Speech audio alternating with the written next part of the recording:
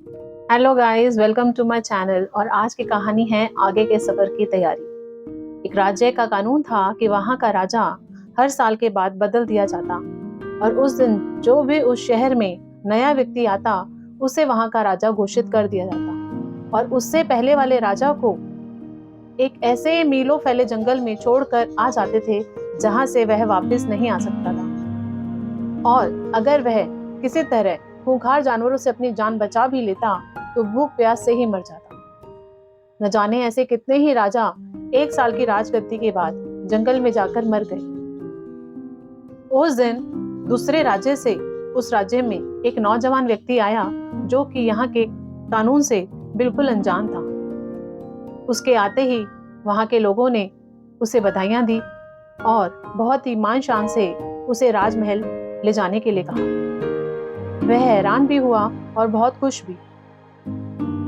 जैसे ही वह राजगद्दी पर बैठने लगा उसने वहां के दरबारियों से पूछा कि जो यहाँ के पहले राजा थे वो कहाँ हैं।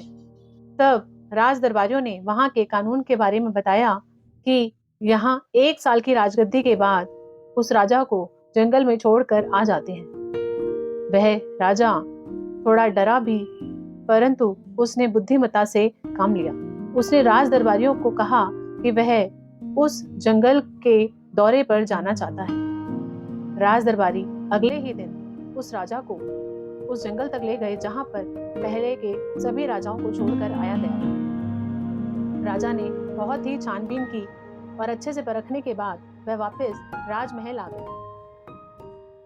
राजमहल पहुंचने के बाद उन्होंने राज दरबारियों को आदेश दिया कि राजमहल से लेकर उस जंगल तक एक सड़क बनवाई जाए और जंगल में एक सुंदर सा राजमहल बनवाया जाए जहां पर सभी सुख सुविधाएं उपलब्ध हों और एक बाग भी बनवाया जाए। यह सुनकर सभी दरबारियों ने उनके आदेश का पालन किया और राजमहल बनवाने में जुट गए। एक साल के भीतर वह राजमहल बनकर तैयार हो गया।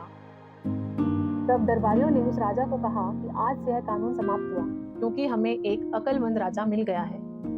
हम तो उन बेवकूफ राजाओं को वहां छोड़कर आते थे जो एक साल की मजे में अपने आगे का बंदोबस्त करते ही नहीं थे।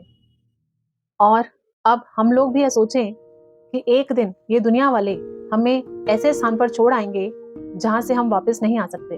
तो क्यों ना हम कुछ नेक कर्म करके अपने और अपने परिवार के लिए, अपने देश के लिए कुछ ऐसा कर लें ताकि हम अपने आगे आने वाले सफर की तैयारी कर सकें।